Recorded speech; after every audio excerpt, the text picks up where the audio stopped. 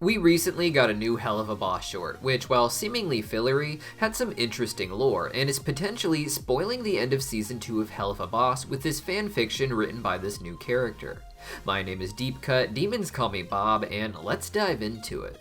Now, in the recent short, Blitz is on a mission to assassinate some weeb due to her poor taste in shipping. She is a character who is obsessed with anime, and as a result, she is also extremely into fanfiction. The media she consumes is mostly about women being seduced by demons, where she gets to proxy into the main character and feel like a woman being romanced by a dangerous demon.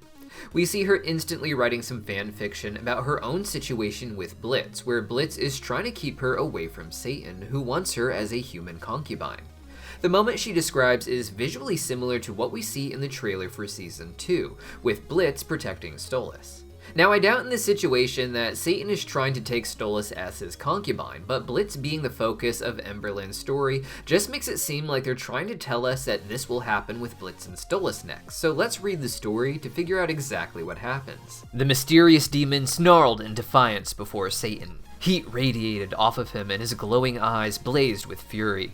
As my demon lover took a stand against his lord, I felt my love for him burn even hotter than the fiery depths of hell. I won't let you have her, my demon hissed, with a mutinous glare. You took my wife from me, Satan. Never again. Emberlynn is mine. Satan growled, baring his sharp fangs. My knees trembled at the staggering size of them. He was so close that I could feel his hot breath on my skin, which was exposed as a result of my sacrificial outfit. Parentheses, Satan's concubines are forced to wear lace bras, leather miniskirts, combat boots, eyeliner, and a smoky eyeshadow look. Also, black lipstick. Also, I was wearing fishnets. You dare defy me? Satan roared, his hulking body towering above us. Hand over the sexual sacrifice so I may have my way with her. No, I cried, throwing my arms around my demon lover. Please don't let him ravish me over and over. My body belongs to you. Now, the reference to Satan here as the Lord is something the writers seem to really want to draw our attention to, as before she writes the story that we have to pause to read, she goes out of her way to discuss Satan being Blitz's lord. Satan? Is that your lord? The one you plan to offer me to as a sexual sacrifice? Now, Blitz was the one who first said Satan's name here, but he doesn't necessarily revere Satan. But Blitz saying this is more akin to an atheist still saying, oh my god. Not that Satan isn't real to him, he's the prince of the Wrath Ring, but Blitz and really most demons probably don't have respect for him. They don't really have respect for anyone, even Lucifer. Satan is one step below Lucifer, being the ruler of the second ring of hell, Wrath. Satan is traditionally seen as the ruler of hell and the most evil figure in creation, often equated with Lucifer. However, with Lucifer and Satan being separate entities in the show, and Lucifer being something of a nice guy in Hazbin Hotel, I imagine Satan to be the more evil Iron Fist ruling over hell. Unlike the other deadly sins, he doesn't seem to have a chill vibe about him, and in the trailer, he seems to be calling someone pathetic, quite possibly Stolas. A lot of people want to believe that this shadow coming at Stolas and Blitz in the trailer is Satan, though others say it looks a lot more like Andrealfist using some of his ice powers, but who can also be seen in a similar setting in the trailer. Both Satan and Andrealfist may be involved with this moment, however, as both seem to be present at the greater meeting for the Seven Sins and Ars Goetia. Andrealfist, of course, had it out for Stolas and seems to be trying to find a way to sabotage him, outside of just having him killed by Stryker, which he called off. My theory for a while now has been that Andrealfist will manipulate the big meeting to turn against Stolas, which would lead to Satan attacking Stolas, or Satan allowing Andrealfist to attack Stolas.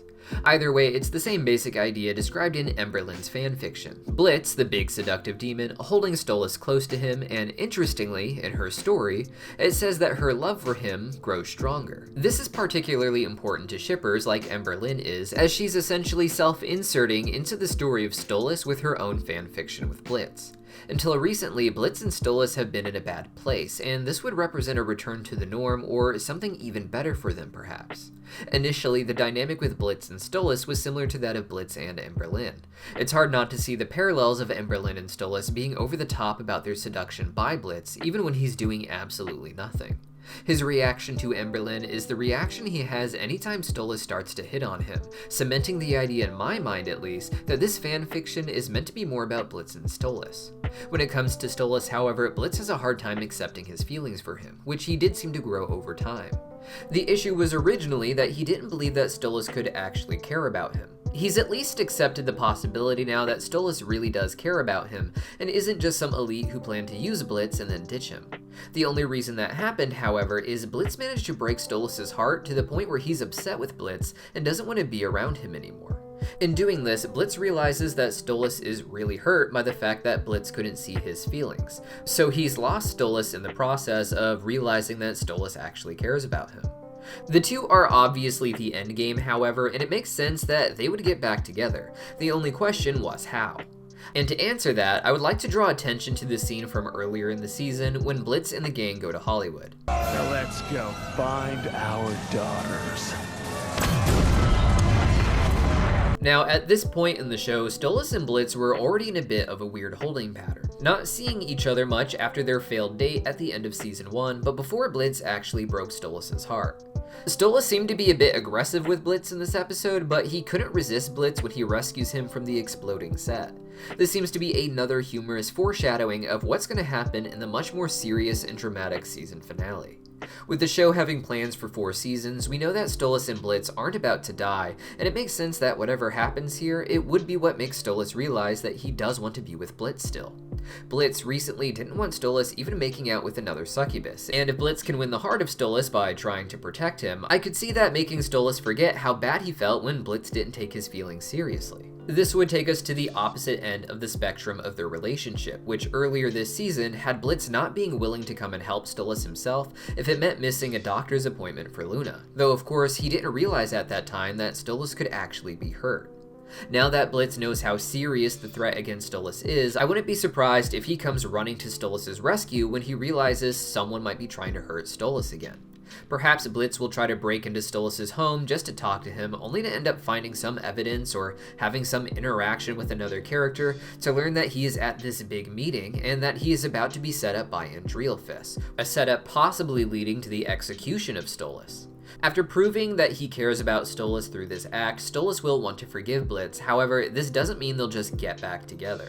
The plot will undoubtedly continue into season 3 as we watch their relationship dynamic unfold, but it doesn't mean that they're going to be some normal happy couple doing things like going on coffee dates or holding hands through the park, even if that's what Stolas would like. Stolas and Blitz have their own unique dynamic, and I think season 3 will have them exploring what that would actually be now that they both know that they actually want to be together. Blitz isn't going to be lovey-dovey the way Stolas is, and in order to interact romantically and sexually with people, Blitz seems to need to construct something of a persona or a role that he can play into, allowing him to have that closeness or even a relationship while also playing a character who simultaneously appears disinterested yet very interested in exploiting you. This allows Stolas to feel wanted without Blitz having to be affectionate, instead using his roughness to express how close he wants to be to Stolas, such as he tries to do in the episode Full Moon. Season 3 would likely be about Blitz constructing a new persona like this, creating one that is an extension of Blitz's true feelings in a healthier way that still allows him to not have to play into the basic romance tropes that don't necessarily appeal to all people or even make them uncomfortable. And of course, there can't just be a quick wrap up to the plot of Stolas and Blitz being attacked by Andreelfis or Satan, and Season 3 will likely explore the more political fallout of whatever actually happened with Blitz and Stolas at this event. And there's bound to be some tension between them for that as well. But what do you guys think? Let me know your thoughts in the comments down below, and I'll see you guys next time.